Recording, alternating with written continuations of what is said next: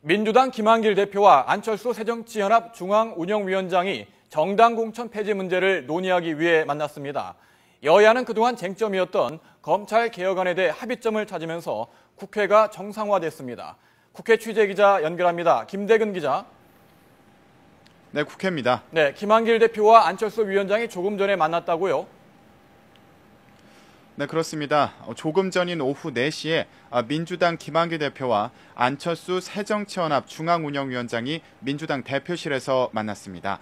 이번 회동은 앞서 6월 지방선거에서 기초공천을 하지 않겠다고 공식 선언한 안 위원장의 제안으로 이루어지게 됐습니다. 김 대표 안 위원장은 지난달에 만나 기초선거 정당공천 폐지를 위해 협력하기로 합의했었는데요. 오늘 회동에서 안 위원장은 기초선거 정당공천 폐지에 민주당 측이 동참하라고 요구할 것으로 알려졌습니다. 이에 대해 김한길 대표가 어떤 반응을 보일지, 또 기초공천과 관련해 최종적으로 어떤 입장을 정할지가 관심입니다. 네, 오늘 2월 임시국회 마지막 본회의 개최 여부가 불투명했는데요. 여야가 합의점을 찾았다고요? 네, 그렇습니다. 오늘 검찰개혁안을 둘러싼 여야 간 이견으로 법사위가 파행을 겪으면서 본회의 개최 여부도 불투명한 상황이었습니다. 하지만 여야 간사가 극적으로 합의점을 찾으면서 법사위가 정상화됐습니다. 쟁점이 됐던 특별감찰관의 감찰 대상은 대통령의 사촌인의 친족과 청와대 수석비서관급 이상으로 확대하기로 합의했습니다.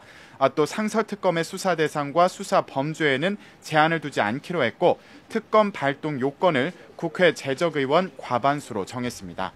이에 따라 법사위도 정상화돼 발이 묶여있던 민생 법안들이 잠시 뒤 전체 회의에서 처리될 예정입니다. 본회의는 여야 원내 지도부의 협의를 거친 뒤 정상적으로 진행될 것으로 보입니다. 네, 법사위는 정상화됐는데 미래창조과학방송통신위원회는 파행을 이어가고 있다고요? 네, 그렇습니다. 바로 방송법 개정안 처리 문제 때문인데요. 문제가 된 부분은 종합편성과 또 보도 전문 채널 등 민간 방송에도 사용자와 종사자 측이 동수로 참여하는 편성위원회를 설치하도록 한 규정이옵니다.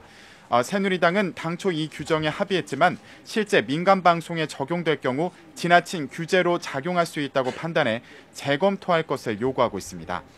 하지만 민주당은 공영방송과 민간방송 모두 공공재인 전파를 사용하는 상황에서 민간방송만 예외로 둘 수 없다며 당초 여야가 합의한 대로 처리할 것을 촉구하고 있습니다.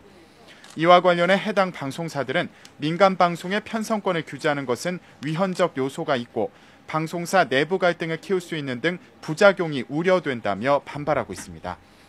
여야의 방송법 개정안 이견으로 오늘 미방위 법안심사소위에서 의결 예정이던 개인정보보호법과 또 단말기 유통법 등 민생 법안도 처리가 불투명해지고 있습니다. 미방위는 지난해 9월 정기국회 이후 지금까지 계류 법안을 단 한 건도 처리하지 못했습니다. 지금까지 국회에서 YTN 김대근입니다.